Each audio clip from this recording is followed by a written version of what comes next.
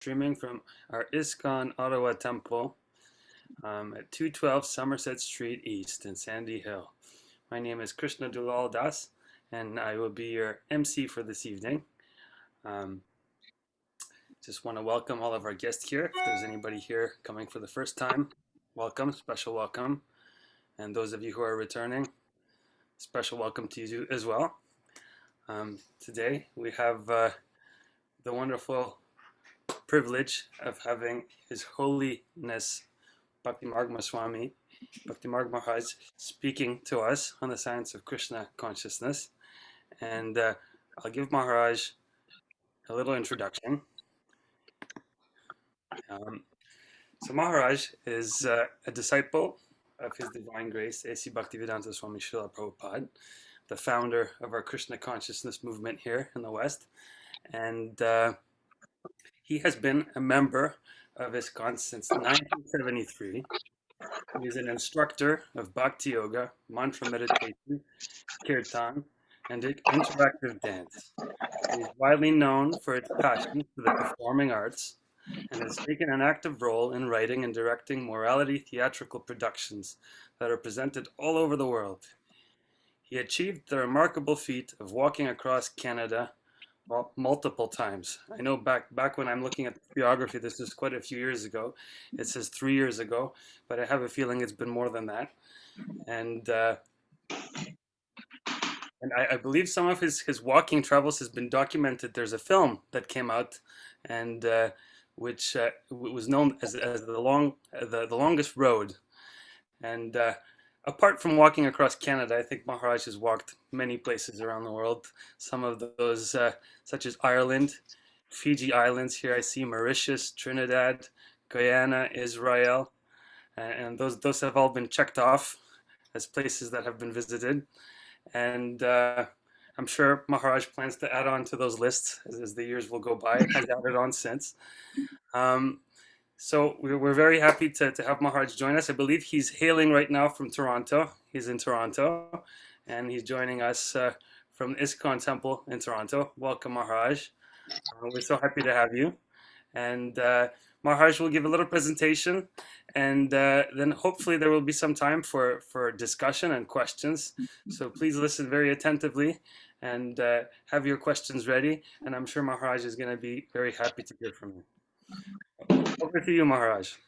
Thank you so much, Krishna Dulal, and for welcoming me to the land of Gaura Nitai, our beautiful deities.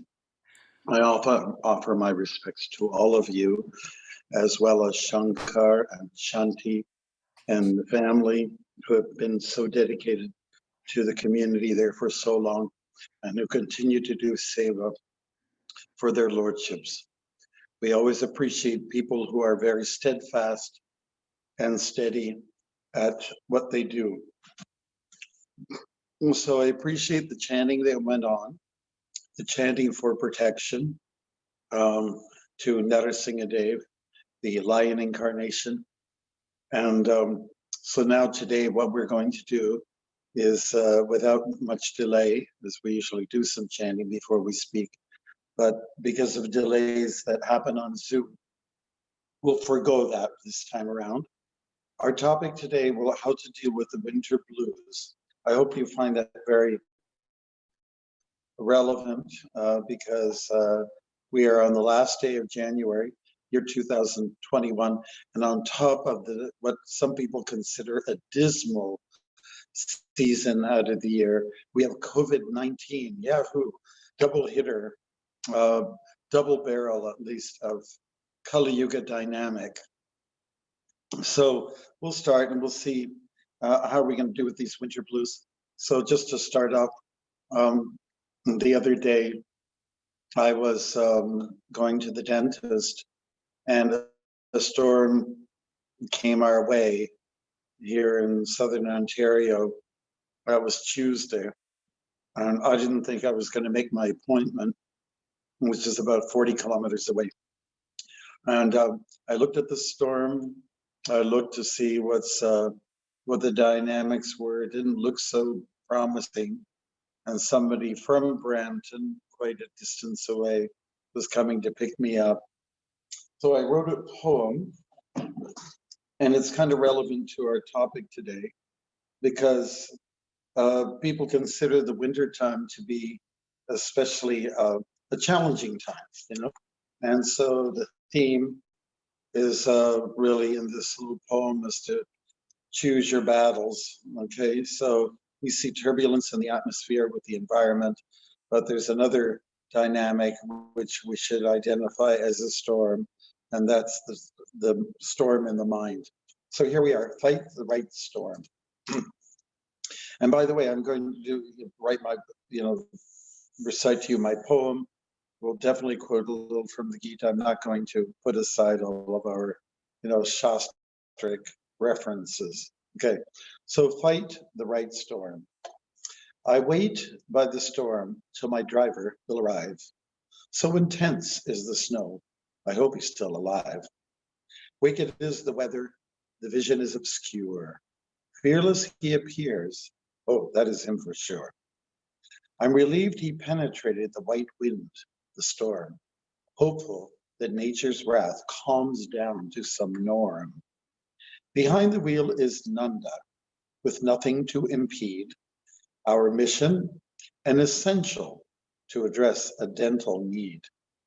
I was pensive for a moment.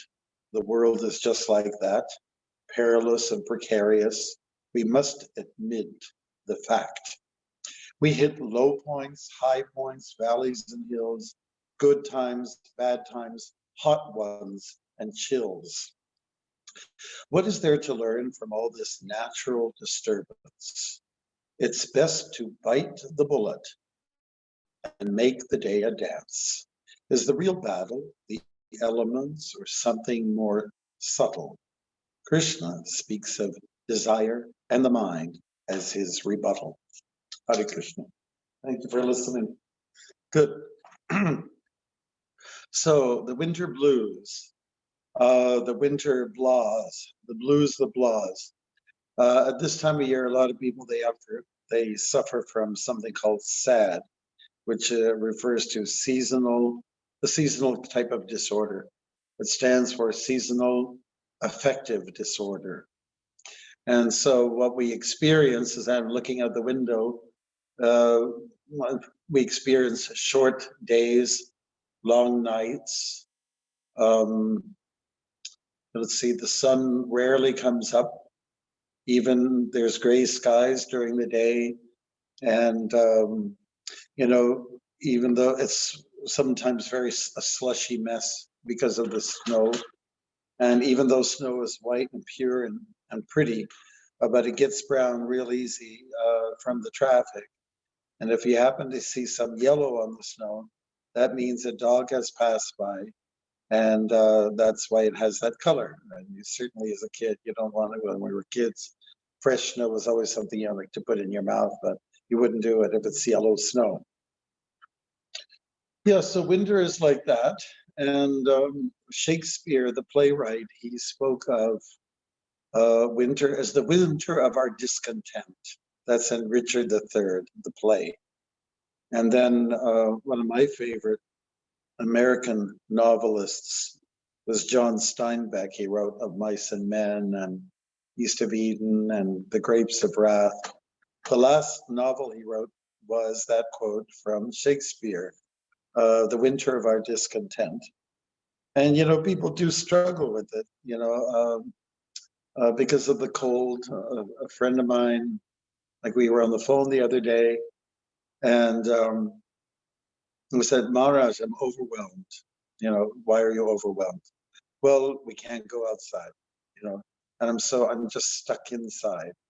And, it's just, I can't seem to get around, and I'm stuck inside. I said, well, why don't you go outside then? I said, cold. And I said, coat. They said, still cold. And they said, walk. Because you stay warm if you move. So there's always ways to get around what we consider to be challenges for this season.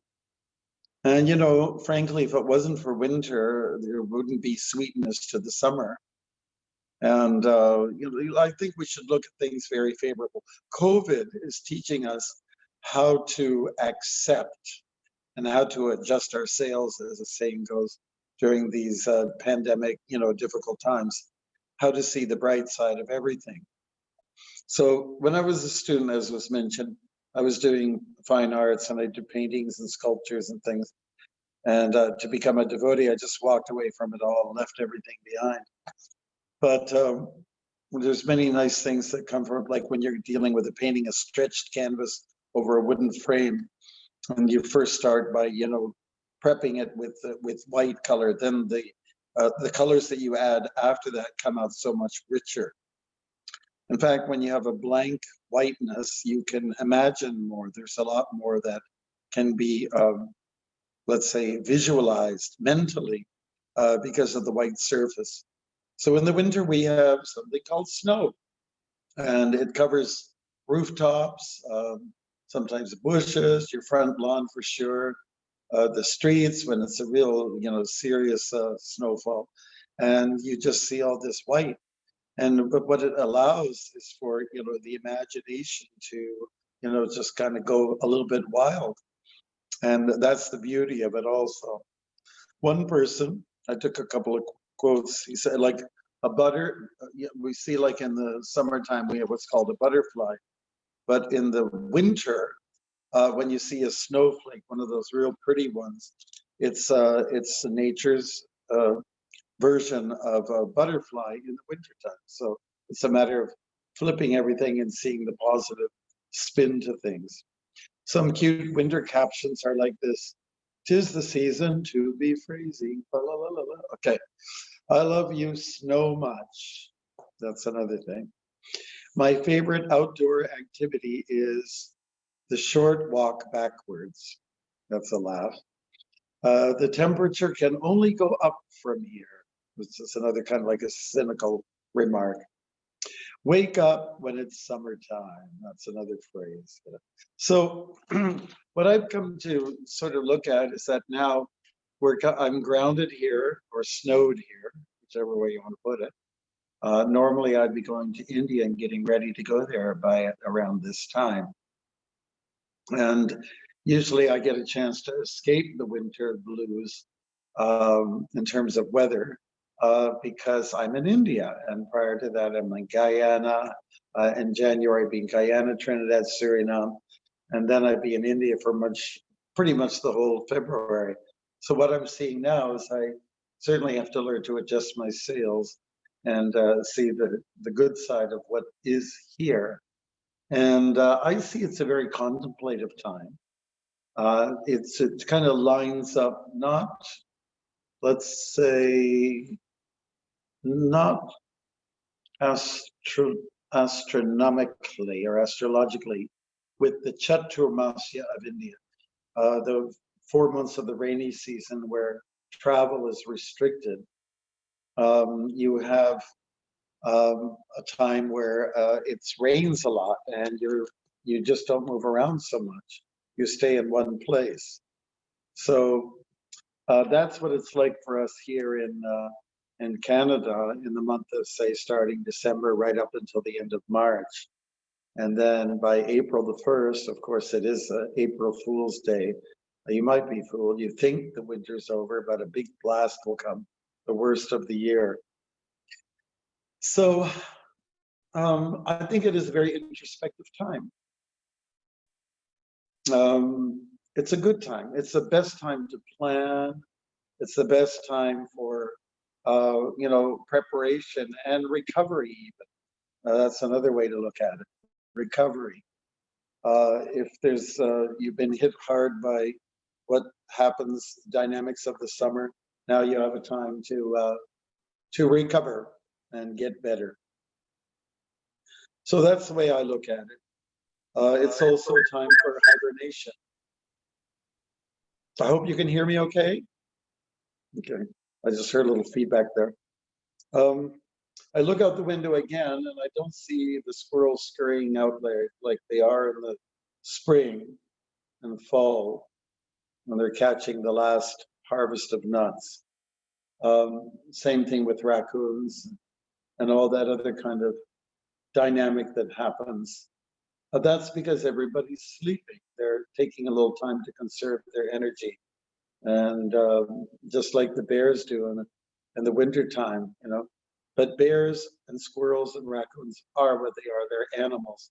And that's how they spend their winter. But we are humans. And Srila Prabhupada has stressed so many times in the past, he's actually explained that, you know, humans have a great boon, and that is they have the aptitude to understand the difference between matter and spirit, you know, to go the spiritual path. So it's a good contemplative time. It definitely, like traditionally, people value being in the home in the winter and being at the fireplace and hearing the crackling of the fire, and also the flames themselves dancing about and changing colors and shapes and forms. It's quite magical, especially when you're a child. And even, you know, as you get on, I'll be 69 this year, and I'm sure I'll still, and I do still love the fire. And before I learned about chanting Hare Krishna by a fire, we used to sing Kumbaya, my Lord, Kumbaya. Everybody, I think, knows what Kumbaya is.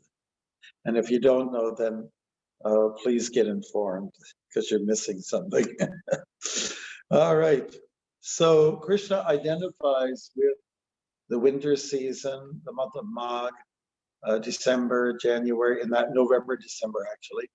And this is also the time that the Gita was spoken. So it's a cherished time.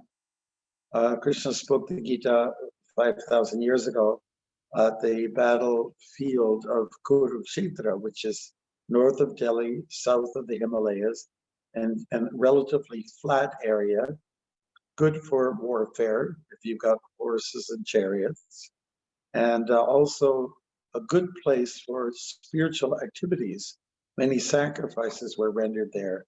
Kurukshetra is in the midst of several rivers that crisscross, and they are all sacred rivers, by the way.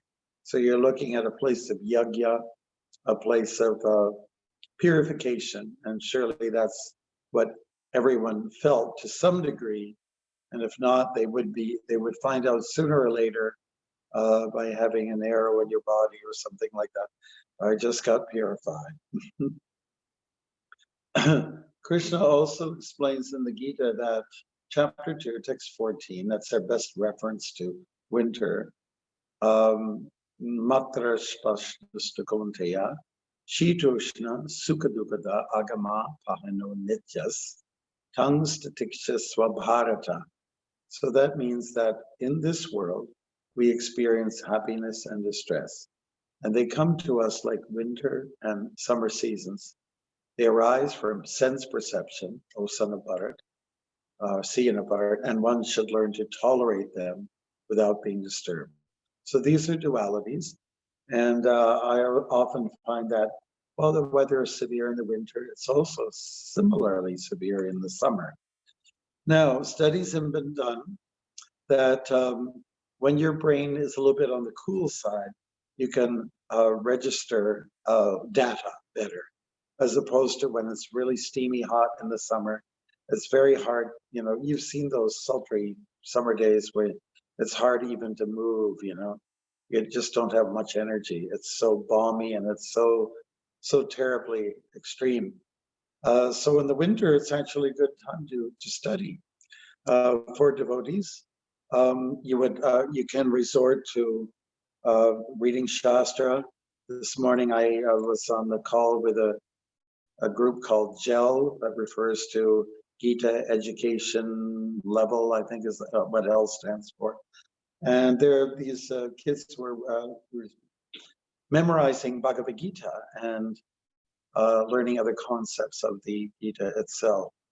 So it was very nice to, and I told them, I said, this is a very good time for memorization, for doing student stuff. So I don't think we should denigrate the season of January or February, you know, what we usually are referring to when it comes to the winter time. Here's a few nice quotes that I picked up on. Winter is a season of recovery and preparation. That's from John Thoreau. And then another person, that's Paul, sorry. Here's John Burnside. Snow isn't just pretty. It also cleanses our world and our senses, not just of the soot and grime of a mining town, but also of a kind of weary familiarity, a taken for granted quality to which our eyes are all too susceptible. So again, something said in favor of the wintry months. So we do plan. This is the time, January is the month that I've seen devotees around the world are planning for their summer festivals like Rath Yatra. But you know, I don't think it's going to happen this year. And it's not going to have anything to do with the weather. It has to do with that virus that's creeping around. One thing I would suggest is that we try to do so that we don't get the blues in such a severe way is to not spend so much time listening to the news. The news is blues, you know, it's usually quite negative. And in my experience in walking across Canada, the US, and other countries, the media was very interested in this story of a monk walking across their country. People were feeling that, wow, this is good news. This has got human interest. And so sometimes I'd have a chance at the end of the day after an 8-9 hour walk, listen to the news, whether it's on TV or maybe catch it on the newspaper the next day. And you know, you scan through all the material, you say it's also negative, negative, negative, negative. And then you come to a story about somebody's walking for their country and working to encourage people to get to their spiritual side of life. And it was like an optimistic story. I remember when I was in Ottawa, this happened twice, actually, twice. I ended up in Ottawa around that Labor Day weekend. Yeah. And the news media was just crazy about trying to do the story. And one particular television broadcast, I can't remember which one, they finally found me because I was zigzagging through the streets in Ottawa. And then they decided they were going to do this story and take it seriously. And they liked it so much. In fact, they took it to another level. Not only did they interview me and my support guy at the time, but they also interviewed people along the way. So what do you think, you know, they'll ask Miss Brown or whatever, what do you think about this monk who's walking across the country for the spiritual healing of the nations? Oh, I think it's just wonderful. So you get that kind of remarks. And yes, actually it was Thanksgiving Day weekend, the first time I went across, and I was in the Ottawa area, and I was up near Highway 7 going towards Ottawa, and it was the CBC that came. They said, we found you. We want a positive story. So because it's Thanksgiving and there's something that's quite, you know, optimistic about that weekend. So I think people do want to look to the bright side of things, and people deserve it, you know, because there's something optimistic about all of us, and that is the soul. We are the spirit, and we need to hear things that are light and bright, which is what we are. We are light and bright. We are insignificant in a sense when it comes to dimensions. 1/10,000th the size, the tip of a hair. So even though we're small, we glow. There's a brilliance, but we are so covered over by negativity or by our seeing through things through the physical eye that we forget that there's something very, very special there, and that is called the Atma, the soul. You know? And if we're not aware of it, it's about time we got familiar with it. So I would say we should uncover ourselves from the snow of ignorance or the chill of the wind, the winter wind, and become, let's say, acquainted with our very self, become accustomed to our true identity, that we are spirits. The wintertime is a great time to get together with family and friends. Of course, with COVID, it makes it complicated, but on a regular basis, that's what people do. And then one more practical thing, one good thing about the winter is that if you have a good hard freeze, it kills certain larvae that eat our trees. Like we have the emerald beetle here on the west coast by Sharonagati, our farm community there. There's there's the pine beetle that's chewed up so many of the trees. They're green one year, and the next year they turn sort of a rusty brown because the tree's lost its life. And if it's a mild winter, the larvae turn into these beetles, and they become, just voracious beemas in the form of beetles. And so that's one good thing to consider about winter. Snow is necessary. It's Mother Nature's frozen milk, at least it looks like that. And it translates into the beautiful water flow that we have here. In the province of Ontario, there's almost 500,000 lakes, big and small, and also riverways. Water's like gold. Water, we need water, to pretty much to survive. And that's more important even than gold. You can't eat gold, right? You just can't.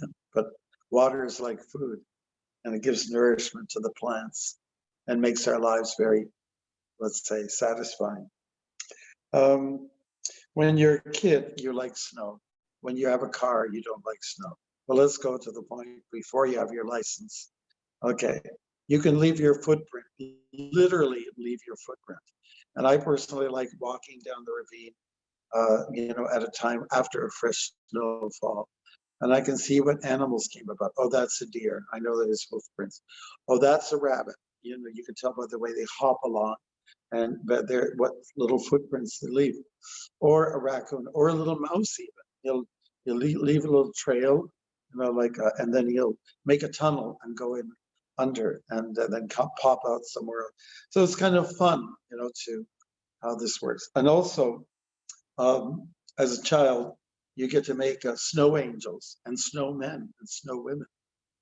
And I've never done this before, but not as a kid so much, because when I was a kid, I didn't know about Jagannath, Baladev, and Subhadra. But after the fact, I worked with some devotees. We got serious in the snow and tried to make a Jagannath, Baladev, and Subhadra.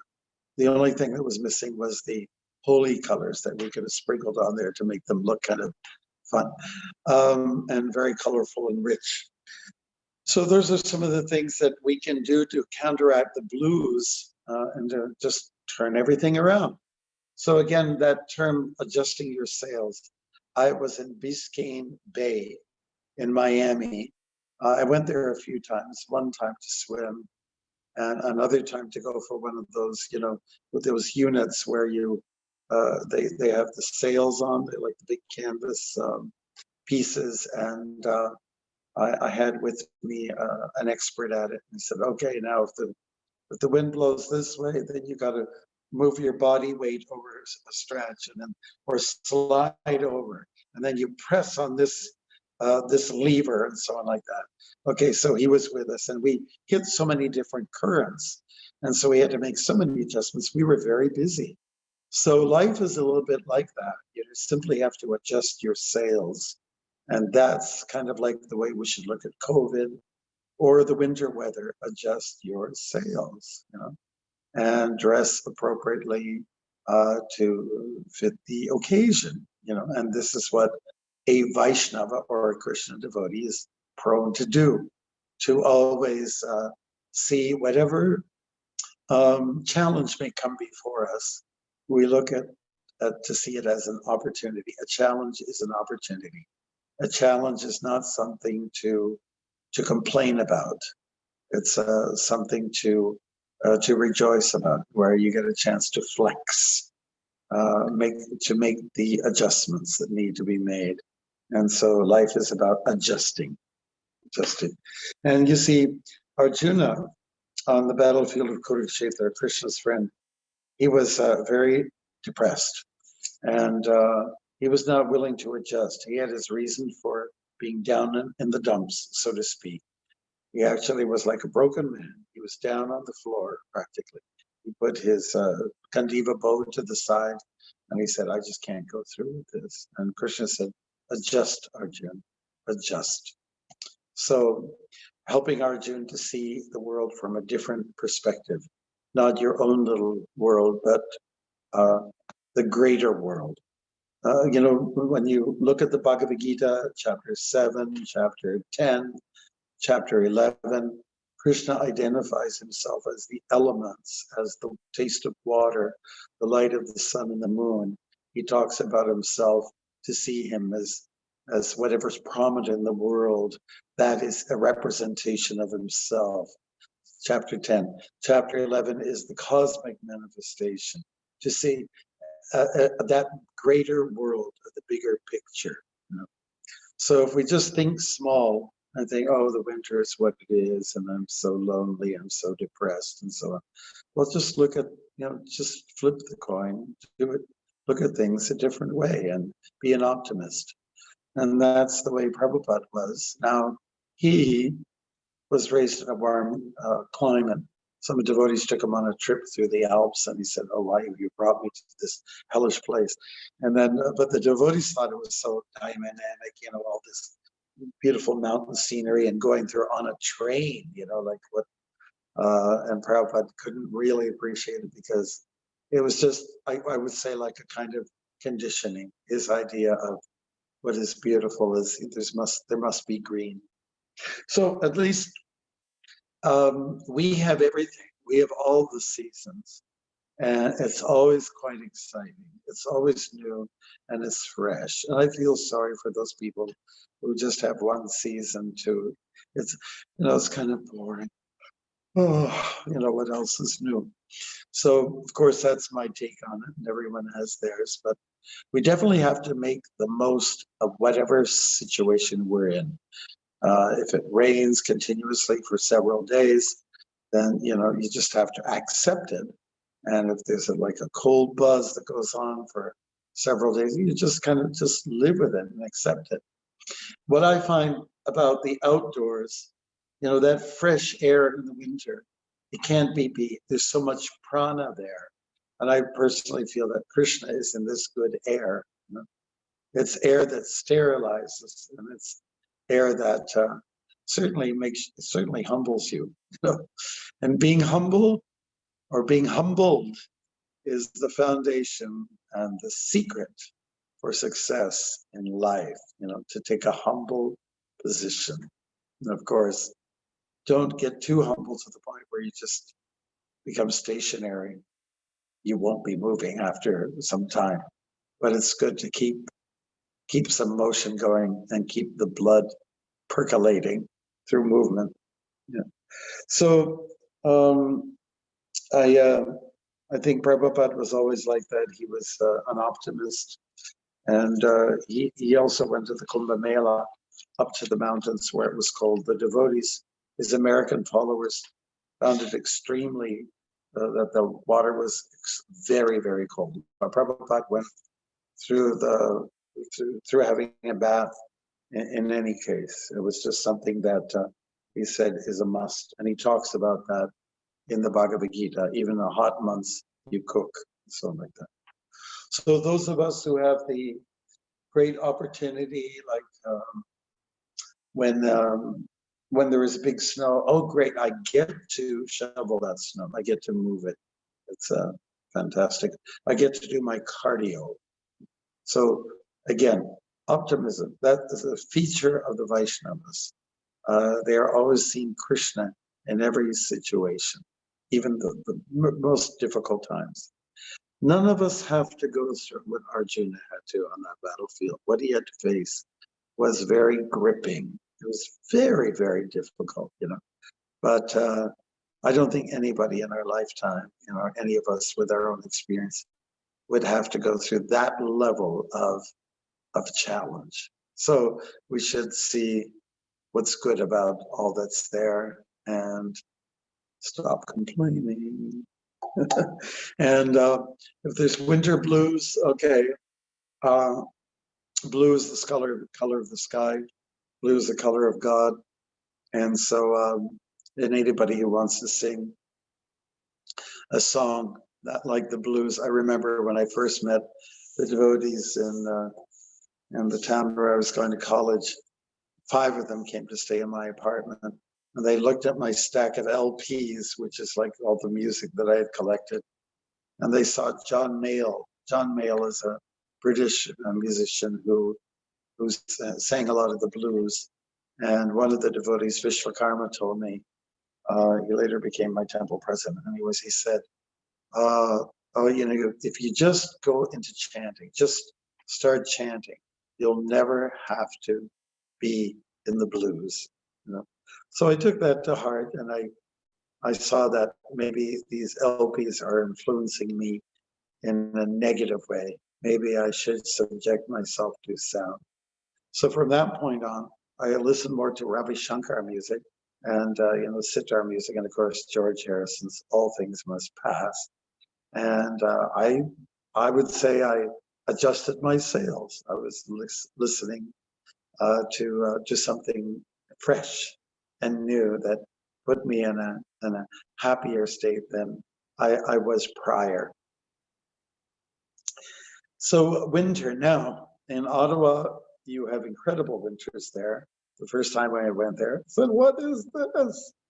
But I had to overcome my psychological concerns about that, and I had to say, "Well, maybe you're cold," because it's out of sense perception that we feel, and I'm not these senses. So going a little bit to the side of mind over matter, I said, well, listen, maybe I'm the cold one. Maybe the weather isn't that cold. So let me warm up to it, and it will warm up to me.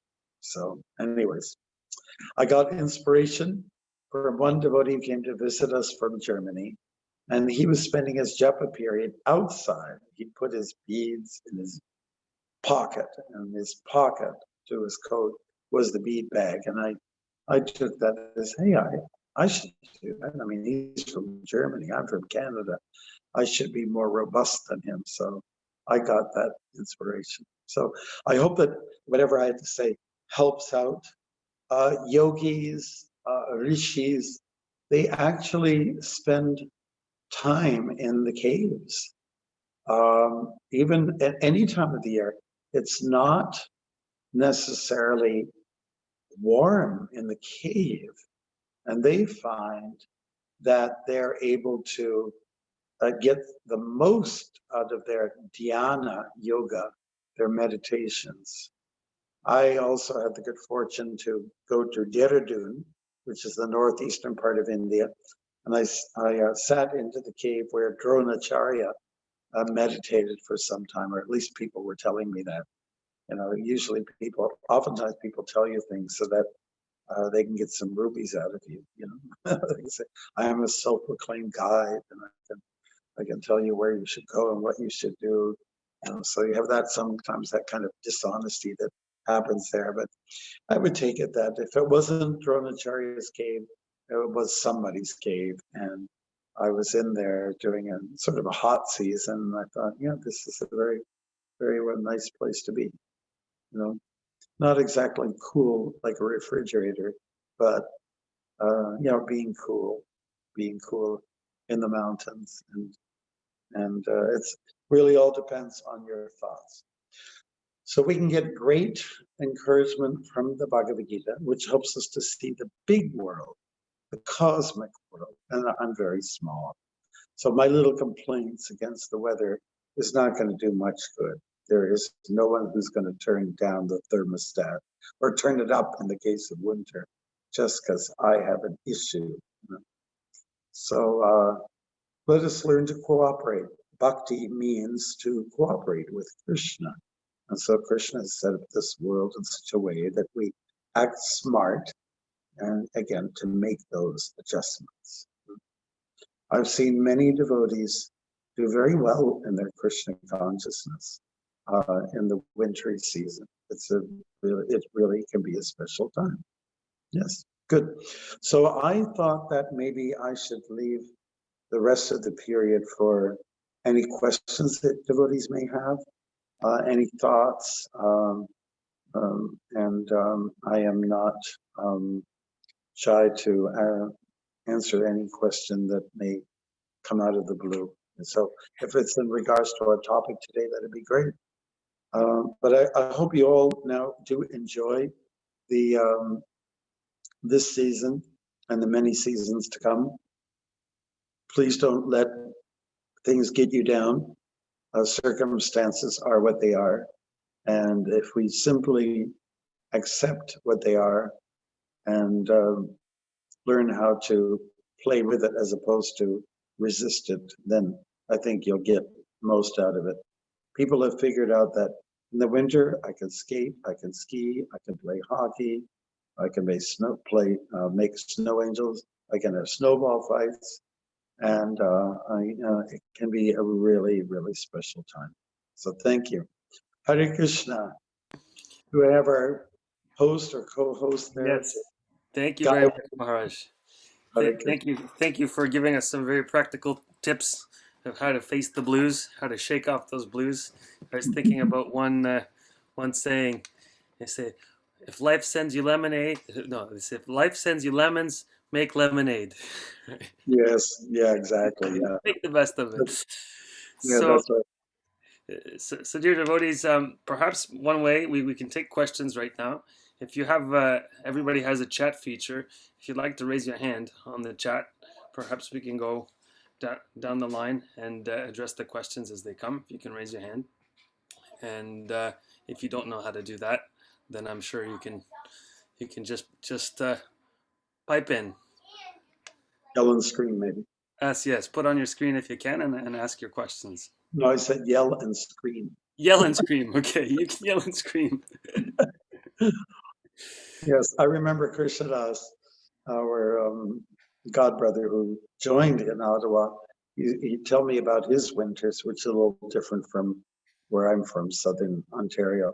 But, when it was a maple syrup time for boiling the syrup and making it thicker, it would be hot off the pan and at a fresh snowfall somewhere on the ground, someone would just kind of just throw a bunch of maple syrup on there, and then the kids would just come and pick it up like an icicle and just relish it so much. So there's so many good things that come from this season and all seasons. Joy. Thank you, Maharaj. Perhaps I have a question, if that's okay. If we can maybe Sure. start it off the bar. Maharaj, what happens if, let's say, you've got the blues and you just can't shake it? People are telling you, adjust, you be optimistic, all of those things. But, you're facing, for example, this coronavirus, you're stuck at home, you can't go out anywhere, and it's just like, really, you feel that there's almost no hope. What can you say to people who are perhaps in this kind of a position? Yeah, and I'm sure there's lots of people who are facing those kind of treacherous situations. Well, if the person is ready for boiling the milk, so to speak, the term that Prabhupada used, intensify your study, explore yourself, understand you're not the body, you're a spirit. Look at some of these books, they'll cheer you up. A set of Bhagavatams only costs you $329.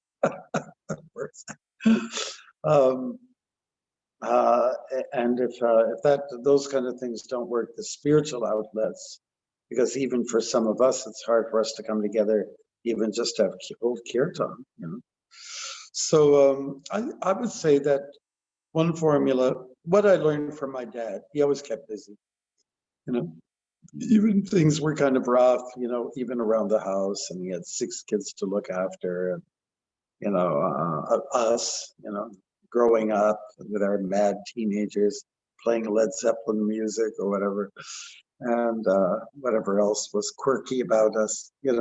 He would spend some time with the barn and the animals, and he would somehow the thing he didn't do was to just sit down and mope and grope. I think that's the worst thing to do. Get yourself busy. Our bodies and our minds are designed to be active. So I just keep busy. A lot of people find that during this pandemic time. Hey, we're in the house a lot. Why don't we fix it up? Why don't we clean it? Hey, that's a good idea. No, why don't we tidy it? Hey, we can do a little paint job, some cosmetics. Hey, I was thinking about taking down that wall. So here's the opportunity, look for situations where you can set your mind to ease. I'm going to just quote for you what we read this morning after our Tulsi Puja, or just before our Tulsi Puja. Because people always ask, how do I get out of depression or how to control my mind, which is like a wild storm. And so you go to chapter 17 from the Gita, and it's verse 16. The chapter is entitled The Divisions of Faith. So here, I'm sure you'll find this relevant. Text 16. And satisfaction, simplicity, gravity, self-control, and purification of one's existence are the austerities of the mind. So you're talking, Krishna all about, just getting depressed and, feeling hopeless. Okay, so here's what you do. Purport: to make the mind austere is to detach it from sense gratification. Certainly that's not the outlet, I'd say, the outlet of sense gratification. It should be so trained that it can be always thinking of doing good for others. This is like being benevolent, being philanthropic, even doing some things that make you or other people feel good, like say, hey, why not get the shovel out and shovel the snow for Mrs. Miller, who's 96 years old, do her a favor, and you feel so good. You feel hope as scope now, right? So the best training for the mind is gravity in thought. One should not deviate from Krishna consciousness and must always avoid sense gratification. To purify one's nature is to become Krishna conscious. Satisfaction of the mind can be obtained only by taking the mind away from thoughts of sense enjoyment. The more we think of sense enjoyment, the more the mind becomes dissatisfied. In the present age, we unnecessarily engage the mind in so many different ways for sense gratification. And so there is no possibility of the mind's becoming satisfied. The best course is to divert the mind to the Vedic literature, which is full of satisfying stories, as in the Puranas and the Mahabharata. One can take advantage of this knowledge and thus become purified. The mind should be devoid of duplicity, and one should think of the welfare of all. Okay? And then Prabhupada goes on. So one positive thing is to get out of that self-pity mode, and do things for others. Now, I think that's when,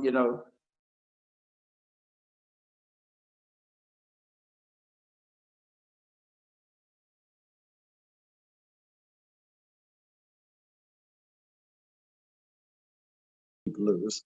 And the Moody Blues are also part of that British invasion group. They did some very good music. Isn't that right, Krishna Dalal? I mean, you're a musician. You should know.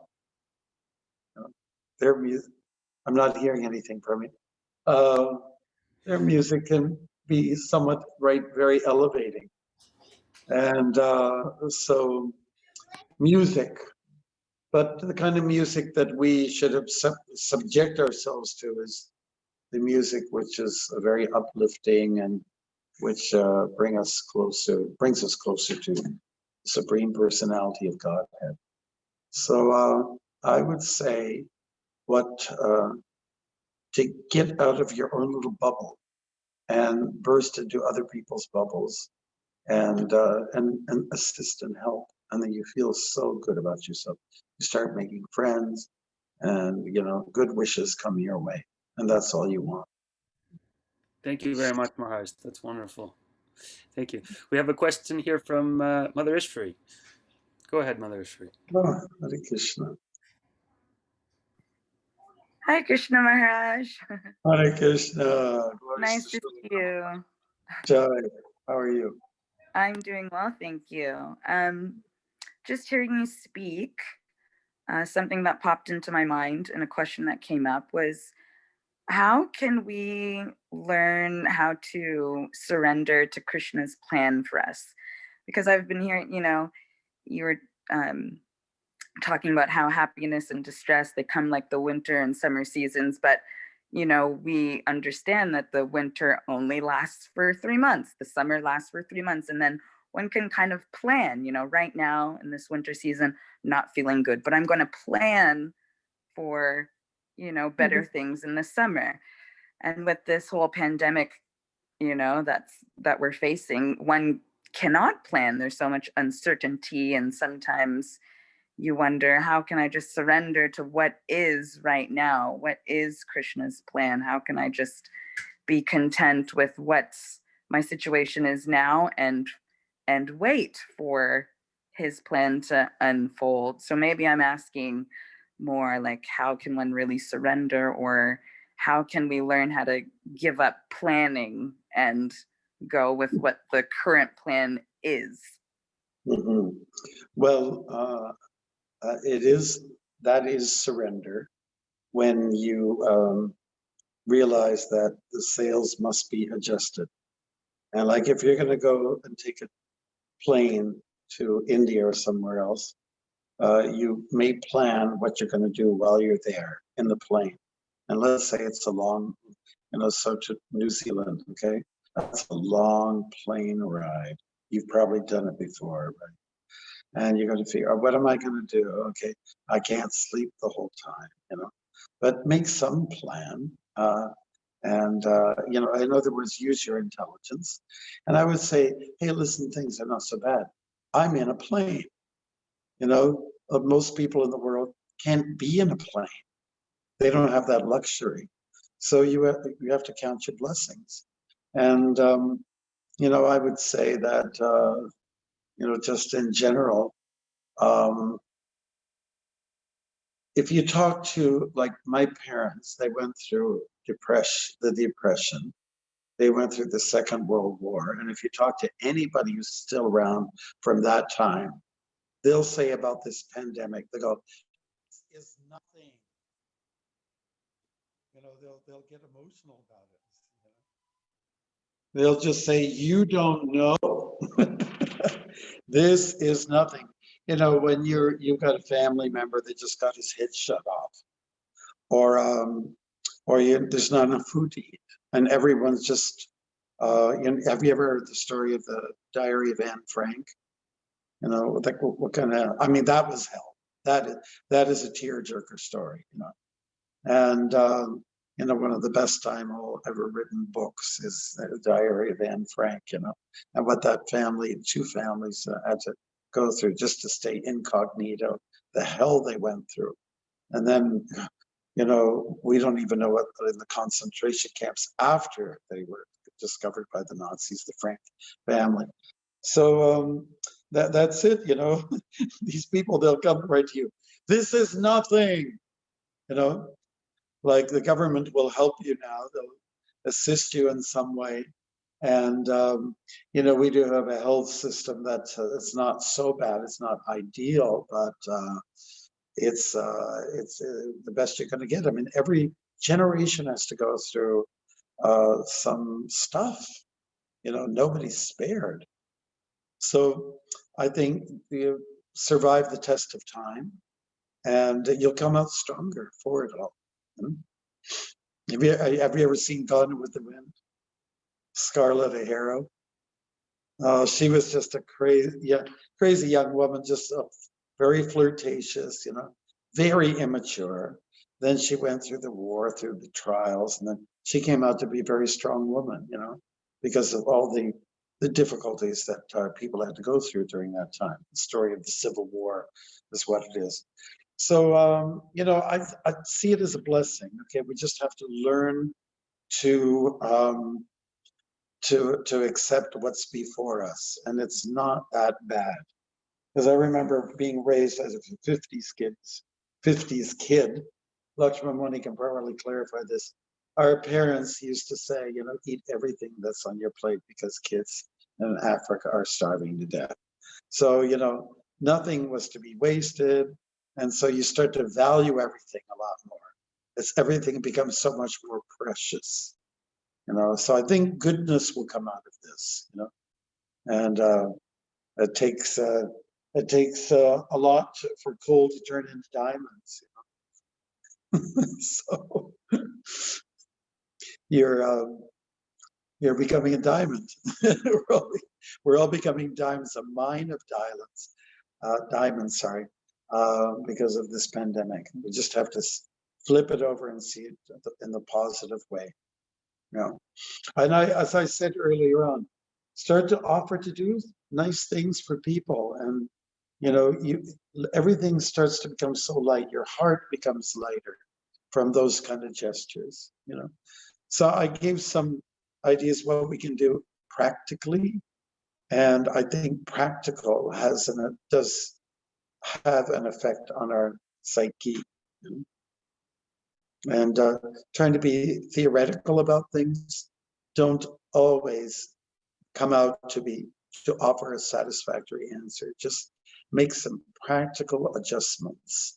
I would say keep busy. Do things like twice Prabhupada said in this purport, 1716, do good things for others. He was actually talking about, benevolent work, philanthropic work, which we sometimes devotees shun that and say, no, we're supposed to just be transcendental. But no, he's going more towards being sattvic and going out of your way to help others. And then, the big thing is just get out of the self-pity. We'll get over this. We'll get beyond it.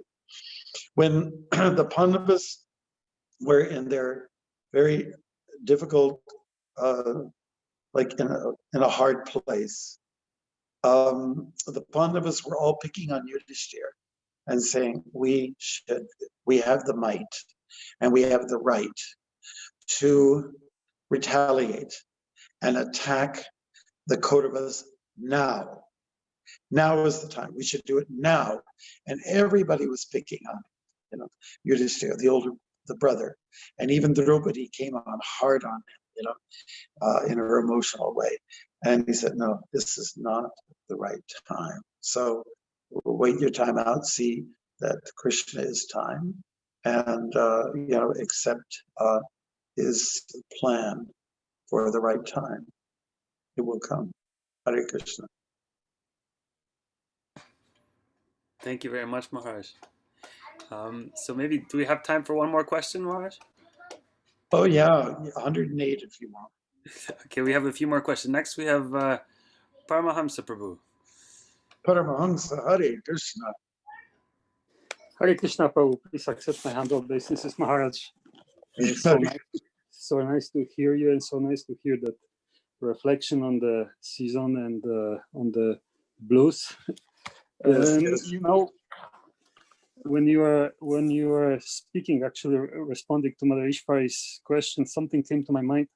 I remember, I think it was Tamal Krishna Maharaj that was saying that Prabhupada told him once that if you take care of Krishna's devotee, then you don't have to worry about your own progress. Krishna will take care of you. So again, it just confirms what you say, that if we somehow are able to overcome this concern about ourselves by the means of trying to look after, especially Vaishnava, then Krishna automatically feels obliged and he will provide whatever we need. So I think it's very nice also to keep that really in mind. Thank you so much for underscoring what we said. I just think if you have seniors, amongst the devotees or even outside, help them. They want so much love and attention. Just give it to them, because you'll be blessed with that kind of return later on. Or just people in need in general. There's so many opportunities. Look for those opportunities for engagement in Krishna consciousness. They are there, So that's the positive adjustment we can make. New opportunities, that's what it is, Be very innovative. So what new can I do now that the world is different? Yes. Thank you. Thank you, Maharaj. We have one question here from Vraja. Raja. Hare Krishna, Maharaj. Jai Haribol. Actually, when you were speaking with Ishri Keshavi and as you're expanding on different things, some of the question also kind of got answered or elaborated on. But I guess I was kind of thinking, you know, you were appreciating steadfastness, and then yet we also have to be flexible. And Yes. I remember one time when I was in Toronto, I was organizing something and I was showing you the schedule, and I had it every 5 minutes, you know, a change of speaker, or, you know, walking out, or I had it so tightly scheduled. And you said, oh, you have to learn to be flexible, and you have to leave some room for some flexibility. And so I guess, you know, with adjustment of the sails, we know that we have to adjust the sails or be flexible and change something when we're feeling this blues. Is that correct? Otherwise, our steadfastness or our steadiness will feel this satisfaction that it's not, we don't have to adjust something. And we have to adjust if we're feeling down. Is that right? Or is that the definition of flexibility and kind of surrendering? Yeah, you have to simply be very sharp and see how the current is blowing. Like I learned so much from that being on that sail device. You know, like we were busy. You know, we just you just couldn't relax. You know, it was like we were constantly on the go. You know, you really, you know, you were hardly. It was not a leisurely ride. You know, flying over the water. It's you have to be extremely sharp and see what are the signs that Krishna is giving, you know, and don't let's say don't let the sign clobber you. Did some of you see that thing that went kind of viral? Says I was looking for a sign, you know, and then a stop sign, fell on top of the person lying there flat. Look for signs. So yeah, I think that the art of life is to see what Krishna's telling us, you know, and look at the current, because the currents on the water, you can't see them. You can detect them by maybe the size of the waves, and you can feel it on your skin, you know, hitting this way or that way. So we just have to be extremely perceptive individuals in the bhakti lineage. We learn to pick up on the reverses of life, you know, and become very perceptive on all things. So I hope that addresses your concerns. Yeah. Yes, thank you very So, much, Dave. so you have to have a plan. You have to have like a schedule, perhaps. But then, let's say, okay, you got a schedule, and for your presentation there at Canada Day, you know, you got a stage, you know. So okay, and now we're going to introduce. We're going, Ishwari Keshavi, she's going to do a skit for us right now. And then Krishna Dulal comes and jabs you in the back, you know, on the side. Hey, listen, Justin Trudeau's here, right? The Prime Minister's here. He says, no, and you yell at him, said, well, I'm sticking to my schedule, you know. So, you know, you definitely have to see what is priority. And it's a little bit like being a warrior on the battlefield. And like you're dealing with children. So every day, whatever plan you have for kids, you never know what they're going to do, when they're going to scream, when they're going to pee in their pants, or, you know, you have to be ready for anything, right? And that's the adventure of life. Krishna says, I'm an adventure, and just kind of enjoy the fun of it all, you know. Stick to a plan, because for the most part, it's going to work for you. But, you know, if the house is on fire, let's say your house burns up, it's flame, and it says, well, that's not part of my schedule here. Well, you you can talk to Agni all you want, try to get me some, you know, now's not the right time, but he's not going to listen to you. So you have to be smart. Buddha yoga means, it's bhakti yoga. Bhakti yoga means the intelligent yoga. That means to plug into resort to feel the presence of Krishna. So anyways, I'm going to have to go soon because I have a reading that I do traditionally. Guys are waiting for me. I want to thank you very much. Thank you very much, Maharaj. We have loads of questions, I'm sure. So it was really nice hearing you give us so many practical tips, spiritual tips, practical tips, and we will try to imbibe that in our day-to-day life. We And are living in the practical world. yes, So we have to think and act practically and spiritually combined like a marriage. It can't just all be spiritual because our problems are physical. So therefore you have to come up with some solutions that are of a physical nature. So why don't you send me those questions and I'll get and provide answers for you. yes, Paris. Thank you so much. We will get those questions then, and we hope to see you back again. You are our GBC for our Ottawa Temple and all of Canada. So we're What hoping does that to mean? I'm just an governing. It was ABC man. I'm just ABC. starting on my spiritual sojourn. I'm an ABC person. Yes, I forgot to say that in my introduction. I was mentioning that you were, yes, walking across Canada and your theater productions and whatnot, but it's also a very important point that Maharaj, that this is your area. It's a very big responsibility, and you give us all so much encouragement and support, and we're very, very, very appreciative. And we I hope wish I could that do more. yes, and we hope that you can join us again soon on Zoom or in person, perhaps once this whole thing passes. So thank you again very much, Maharaj. And Anytime.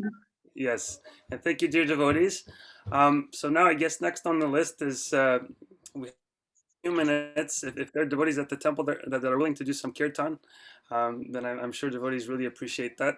So we can have Adisham Prabhu, are you there? Hare Krishna Prabhu. Hare Krishna Prabhu. Will we have some kirtan? Yes, Prabhu. Wonderful. So we have a few minutes to take some darshan also of the deities, to see Shri Gaur Nitai. So you can say your prayers, communicate with them, do some kirtan, and then we will see you again the following week. Also, special notice: we have a guest speaker joining us next week. He will be hailing from New York. I don't know if any of you ever heard of him. His name is Guru Prasad Prabhu. He is going to be joining us from New York for a special presentation. And those of you who have questions, like Maharaj said, if you could send a direct message, you could send it either to me, Krishna Dulal Das, on here in the chat, or yeah, that would be the best place to send it. And I'll jot down your questions, and we'll send it to Maharaj, and we'll get your response back as well.